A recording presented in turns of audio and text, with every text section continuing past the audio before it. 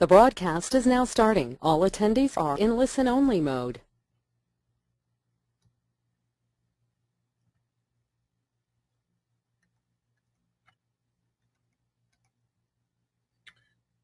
Good evening, everyone. We are waiting for all attendees to connect to the webinar. It will take a few minutes.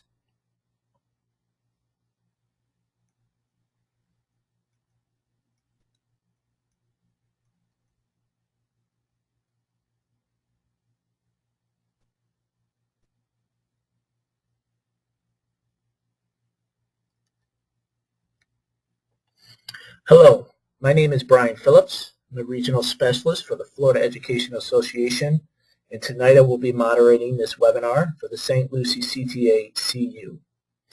Good evening and thank you for joining us. Before we begin, we want you to know the webinar will be recorded. Your audio is automatically muted. If you are using your phone to listen to the webinar, please be sure to click the telephone button under audio on your dashboard. Once you have dialed the phone number and access code, the audio pin is number 13. You may submit questions by typing in the question box on the lower right panel of your screen. At the end of the presentation, you may ask a question by raising your hand. If the hand icon is available, it will be located in the upper right portion of your screen. Click on it to raise your hand. The webinar facilitator will unmute your audio and you may ask your question. If you experience any technical difficulties during the webinar, please use the chat portion of the control panel to ask a question or for assistance. The recording will begin when the first slide is presented. Just a reminder to panelists and organizers, please remember to place yourself on mute if you are not speaking. This improves the audio so all can hear. Thank you. And at this time, I'd like to introduce to you Vicki Rodriguez, Vice President for the St. Lucie CTA. Go ahead, Vicki. We are live. We have 126 participants on the webinar. Thank you, Brian. Good evening, everyone. Thank you all for taking time out of probably what is either dinner or working out or whatever it is to join us to talk about the CTA CU Salary Negotiations Tentative Agreement. We appreciate your attendance. Before we begin, I want to thank the executive board members and the bargaining team members who made this agreement possible, and those who are sitting here in the room with me, Sandy Roan, who is the CU Vice President, Vanessa Tillman, who is the CTA President, Chris Hill, who is the CTA CU Treasurer, and Cynthia Poole, who is an executive board member of CU, and also Alan Matheson, who has been our Excel spreadsheet guru on our bargaining team and has probably done more legwork than anybody else to make this agreement possible. Also, I do want to thank the district bargaining team, in particular Sue Renew and Tim Bargeron, for the transparency with which they have shared information. We have gone back and forth over the last week and a half with lots of data to make sure it's accurate for our members as we get ready to present this information to help you understand the CU salary schedule.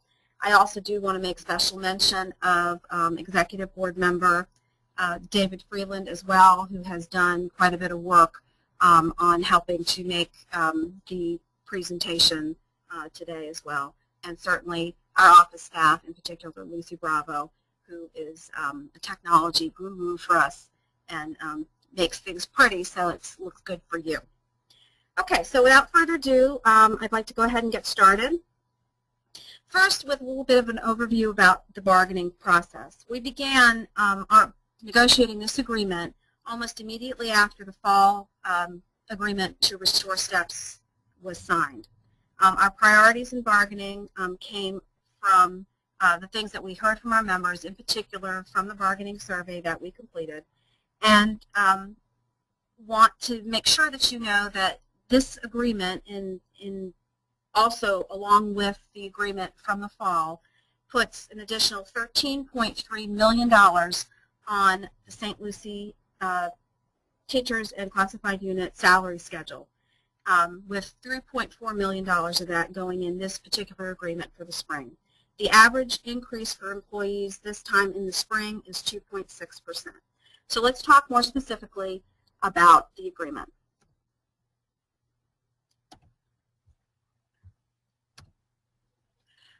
First, we're going to talk about the CU salary schedules. As we noted previously, the CTA salary schedule is completely different from what it has been in the past, so we're going to spend a lot of time talking about that.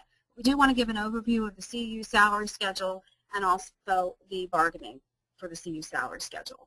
Our goals for the CU salary schedules were to add the same number of steps to the CU salary schedules as existed on the CTA instructional salary schedules, to increase the amount of base pay on each step and increase pay for all the non-instructional personnel, and to simplify the salary schedules and equalize the amounts between each step, which is also known as indexing. As you know, in negotiations, you don't always get everything that you bargained for, and you start from the place that you left off as you bargain further. So this CU agreement includes the following things. All the salary schedules will be increased by an across-the-board percentage, and those salary schedules were emailed to all CU union members today and should have been emailed from your union rep to all bargaining unit members in the CU today as well. All employees will move one step on the newly increased salary schedule. There are now 30 steps on every CU salary schedule, and there's retroactive pay to February 1st that will be added to your remaining checks for 2013-14. We'll talk a little further about retroactivity, but essentially the 4 checks that you would get for February and March, the amounts of the increase will be added to your checks beginning April 15th when you get your first payment at the new salary amount. It will not be a one-time large payment. It will be added to the rest of your checks through the rest of the year. So this is an example of the CU salary schedule. This particular salary schedule is for media clerks, clerk typists who are 11 months. And essentially, what you have to do to figure out how much additional compensation you're going to be getting is first find yourself whatever step you're currently on. So in this example, this would be someone who is on step 11. And then you're going to be moving one step, which would mean you'd be moving to step 12. And your new amount would be $24,576. Again, this salary schedule has already had the increased amount added to every single step. So if you look at step 11 on this salary schedule and you look at step 11 on the old salary schedule, you'll already see an increase built in there, and that amount is 0.88%. And then you move an additional step, which is an additional increase. So that is how the CU salary schedule piece will work. It's pretty simple, very clear to understand. Hopefully for those of you who are CU members who are tuning in, you'll stay and listen to the CTA salary schedule and then to some of the other information at the very end. So now let's talk about CTA. Part of the reason that we are even having to do any of this major overhaul of the CTA salary schedule is because of what was called SB 736, which is now Florida Statute 1012.22. In that statute, the school districts were given the directive to create 2 salary schedules, a pay for performance salary schedule and what is called the grandfather salary schedule. Now, we have agreed to what the grandfather salary schedule will look like, and that is the salary schedule that we're going to be talking about here in just a minute. It's the 2013-2014 salary schedule. We are still working on the pay for performance salary schedule, but I did want to just kind of give you an overview of who would potentially be on both schedules. And I say potentially because there's still a bit of negotiation that has to take place with who will actually have to go onto the performance schedule. What the law says right now is that anyone employed as instructional prior to July 1, 2014 will be on the grandfathered schedule. and that anyone employed as instructional July 1, 2014 or after has to go on the performance pay schedule. There's some language in there that's somewhat ambiguous about people on an annual contract, and that's the part that we will be negotiating with the district because it is our belief that anyone who is hired after July 1 are the only ones that have to go on the performance pay schedule. On the grandfather schedule, though, there's also some other folks that could potentially be on the grandfather schedule who may be hired after July 1, 2014. And those, if you look at that, if you look right here where I'm pointing with my arrow, that's any instructional employee for whom there's not student performance, learning growth measures, or data on either statewide or district assessment. So for those teachers for whom there are not assessments to determine learning growth, those folks would also be on the grandfather schedule even if they're hired after July 1. Now, other people could potentially go on the performance pay schedule by choice. However, that choice includes relinquishing your continuing status or professional services contract if you have one. And the deal with that is, in the law, it's very specific that you cannot go back once you've made that decision. So once you give up your continuing or professional services contract, you're on that performance pay schedule forever. So that's kind of an overview of why we had to even start looking at the salary schedules and making changes. There were some negotiation priorities for CTA. First of all was to comply with 10-12-22 by June 30th. There was a desire to index or equalize the amounts between each step or slot on the salary schedule, increase compensation, standardize the daily rate of pay amounts across all contract lengths. So you may not be aware, but if you have an 11-month or a 12-month contract, your daily rate of pay was actually less than a 10-month employee, even though you made more money. And so that has been standardized now, so everybody is making the same daily rate of pay, which is actually more fair. And finally, adding steps up to 30 on to the teacher salary schedules. So what's changed about the CTA salary schedule? Well, pretty much everything. You can see that easily from the slide. What's the same? You're going to get credit for higher educational degrees. What's different? Our steps were previously numbered. They're now going to be called slots, and they're going to be designated with a letter. Your final slot placement will not equate to years of service or experience. One of the things that's in the law has to do with years of experience not being the primary way that people are paid, so that's one of the reasons that we're moving from steps to slots and changing the equation for years of experience. Additional contract lengths are compensated at an equal daily rate, and you'll see that on the salary schedule example I'm going to show you in a few minutes. And the number of slots was increased to 30 with an equal $850 between each. For those of you who have looked at the salary schedule, you know that between some steps there might have been $20 or $30, and then between other steps, we used to call them the golden steps, there was, $2,000, $4,000. By indexing the salary schedule, it's taken that and it's made it equal between each step. So the actual CTA salary agreement is here. All current instructional personnel will be placed on the 13-14 grandfathered salary schedule in a slot that is a salary increase from their current pay. Everyone will see an increase in pay. What you get paid on April 15th will be more than you got paid on April 14th. There will be 30 slots. Pay will be retroactive to February 1st, as I mentioned, for the CU.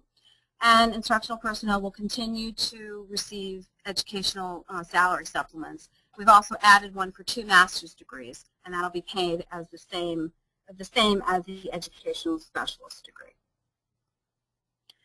Okay, so everyone has been clamoring to understand and see what the salary schedule looks like, so let's take a look at it. What we've done here is try to show you what the back end, how people were placed, how we made the decision to migrate or move people over to the new salary schedule. It looks confusing, but it really isn't. So in general, the migration or the movement is really easy to understand. If you look on the left-hand side under the green box, in the box that says first, right here, first you find your current step. You move down one step on the salary schedule and over to the letter directly across. That's your new salary amount before educational supplements are added. So in the example, you're looking at someone who is on current step 11, making $40,657. They would migrate or move down one to $41,822 and over to $42,100. So their new slot would be G, and they'd be making $42,100. For some employees, the movement is slightly different because of the higher beginning salary and the $850 between each step. So if you're on steps 0 to 5, and these are the steps in yellow here,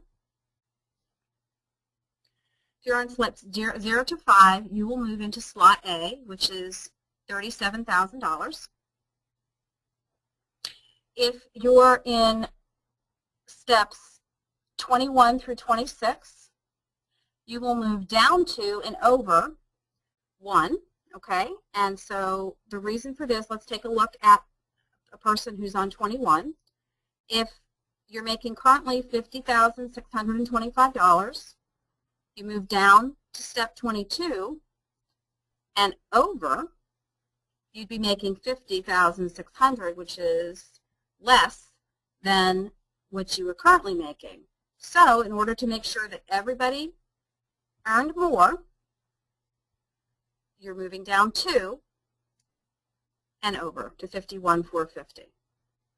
Again, this is the back-end explanation of how the salary migration takes place so that you understand that there was rhyme and reason to it. And finally, with steps 27 and 28, you'll see that those folks moved down quite a bit because the salary schedule has been extended to $62,500. So folks on, let's use 28 as an example, move all the way down to the next highest amount, which would be $59,950. Okay, so that seems really confusing maybe. So we've made it even easier to understand. Here's a very simple crosswalk for you to understand how you figure what current step you're on and what your new slot is going to be. You don't have to worry about the down and over, down 2 and over, any of that. So you figure out first where you are on the current salary schedule. So we're looking right now, the one in red is the current bachelor salary schedule. Figure out what step you're on. And then you look at this crosswalk, and right across from that is what step you're on. So if you're currently on step 14, you're going to be on new slot J. Same applies to the current master salary schedule. You find out what step you're currently on. You look at this crosswalk, and that would be your new slot. Keep in mind that there will only be one salary schedule and that all compensation will be add-ons as salary supplements. There will no longer be a bachelor's 10-month, a bachelor's 11-month, a bachelor's 12-month, you know, a bachelor's plus 15 salary schedule. There won't be any of those. This is the master schedule. So what happens if you work or you have a master's degree or you have a, you work 11 months? Let's take a look at some examples, how to figure it out. So what if you do have a higher degree or you work a longer contract length? Again, you see on the left-hand side the same crosswalk that I just showed you. So let's do an example. Let's talk about a person who is on current step 11, with a bachelor's degree. This person would move to slot G. Their new salary amount would be $42,100. And if this person is, for example, an 11-month person, they would add the 11-month salary supplement, which is $4,295.92. And where that number comes from is the daily rate of pay for someone at slot G multiplied by the additional number of days a person works on an 11-month contract. So a 10-month contract is 196 days, an 11-month contract is 216, and a 12-month contract is 250. So how do you get your final rate of compensation for the year? Here's how it works. You take your base pay, which, as you remember, this person was on slot G, making $42,100. You add it to the extended contract supplement, because this person's 11 months, so it's $4,295.92, and that will equal $46,395.92. So in this example above, the employee is on slot G, does not have a higher degree, and works an 11-month contract. And again, you see that this entire salary is based on one salary schedule. So let's do another example. Let's talk about someone with a master's degree. This person is also on step 11 currently, so they move over to G, which means they're making a base salary of $42,100. They're 11 months, so they're getting their 11-month supplement, but they also have a master's degree. So now we're going to add $3,000 for the master's degree supplement. So how does that work? So again, you take your base pay plus the extended contract supplement plus the supplement for a master's degree, and therefore you get your new salary amount. So in this example, the employee is on slot G, has a master's degree, and works 11 months. You can use this same calculation for whatever the permutation of your particular situation is. Total months, master's degree, whatever it is. It works the same regardless. So the new salary schedule will look like this when it's ultimately published. This is it. What you see is the slot listed to the left, the amount in the center, and the daily rate. And again, this daily rate is how you would compute your extended contract amount.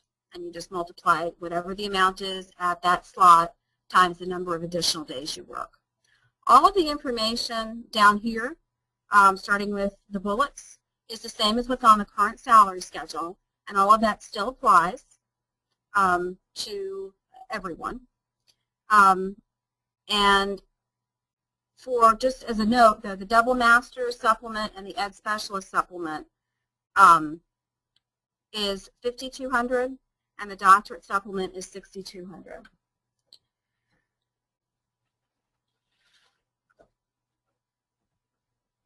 So I want to remind you some things about retroactivity, because we talked about that briefly.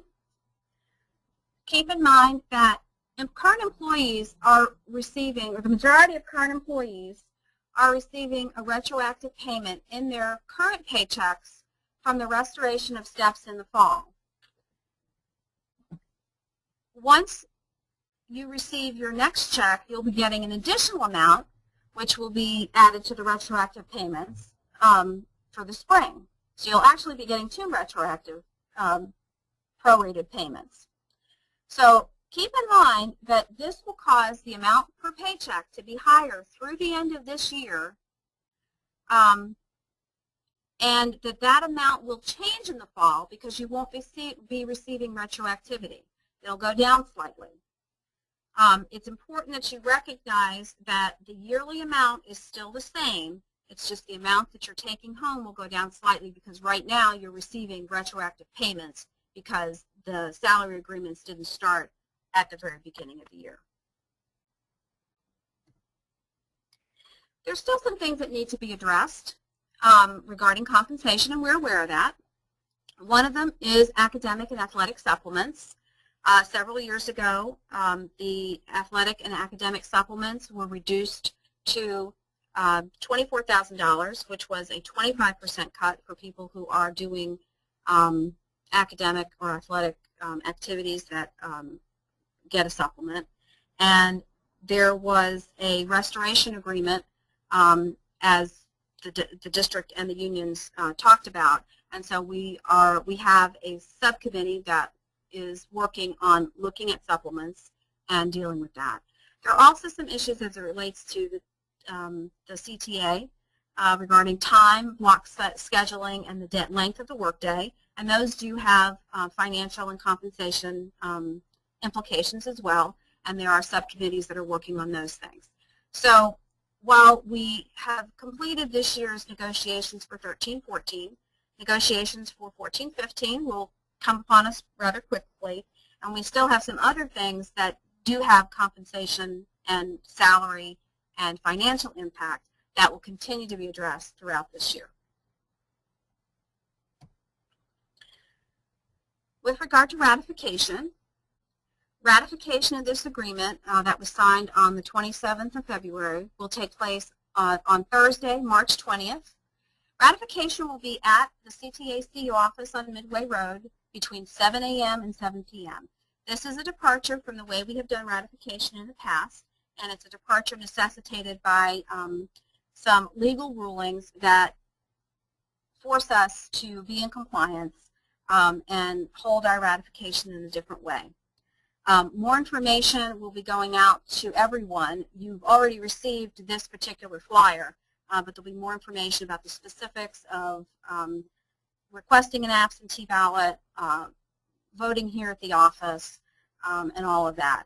Just a reminder, too, because I know there's probably some folks on the webinar that are not union members, ratification is for all bargaining unit members, anyone for whom we bargain, whether you're a union member or not.